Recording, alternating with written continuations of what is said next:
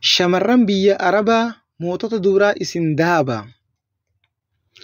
Dubartii caaltu dhiira jabduu onneen sibiilaa kaayyoo dhiirtii wallaalte barbaada yaatan miilaan. Dirqama irra kaa'ame kan dhiirti dagattee teessu bakkarraa buutanii fudhattanii dandeessu. Qabsoo jireenya hojiif miilaan biyyarraa baatan waraana qabsoof ba'ee fakkaattan hoggaa yaatan.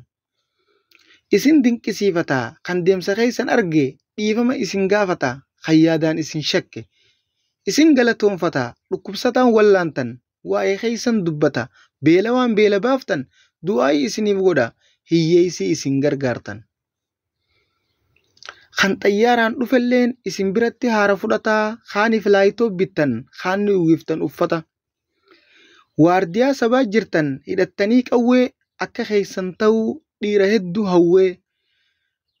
Fageenya deemsa sodaaf kan gariin sodaatee taa'ee amma dammaqee deemaa jira isintu fakkeenya ta'e. Jabaadhaa ammallee gadi hin dhiisinaa bakka humna ibsaa jabaa isinii qaba harkaa.